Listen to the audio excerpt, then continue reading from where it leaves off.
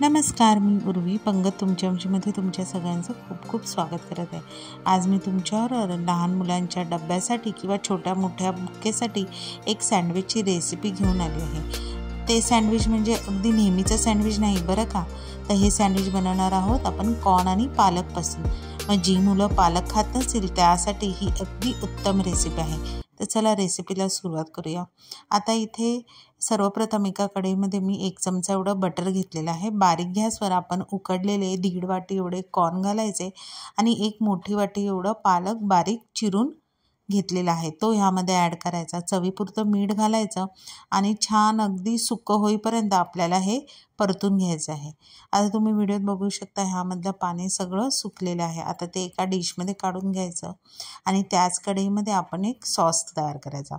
आता ह्या सॉससाठी इथे मी 1 चमचा बटरमध्ये 2 मोठे चमचे किंवा अर्धी छोटी वाटी मी कॉर्नफ्लॉवर घेतलेला आहे।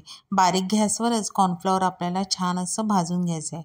आता इथे कॉर्नफ्लॉवर ऐवजी तुम्ही मैदासुद्धा वापरू शकता।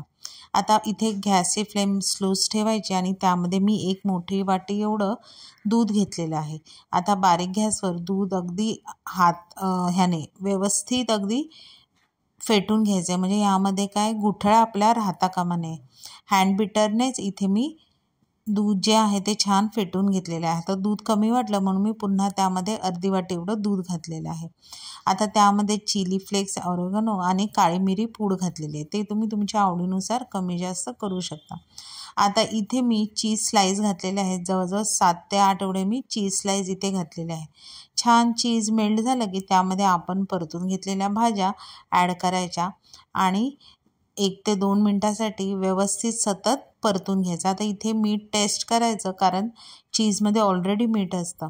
आता टेस्ट करून मग चवीनुसार इथे मीठ घातलेलं आहे।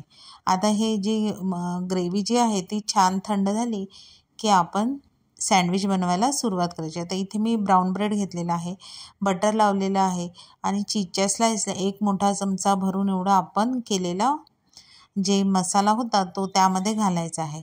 आता वरती दुसरा ब्रेडचा स्लाइस ठेवून वरसुद्धा बटर लावायचं आहे। आता हे जे सँडविच आहे ते बारीक गॅसवर बटरवर छान खरपूस भाजून घ्यायचे आहे। आता हे तुम्ही टोस्टरवर सुद्धा खरपूस भाजून घेऊ शकता।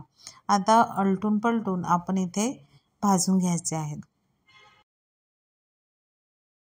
आता दोन्ही बाजूने छान असे खरपूस भाजून झाले की आपलं सँडविच जे आहे ते तयार झालेलं आहे।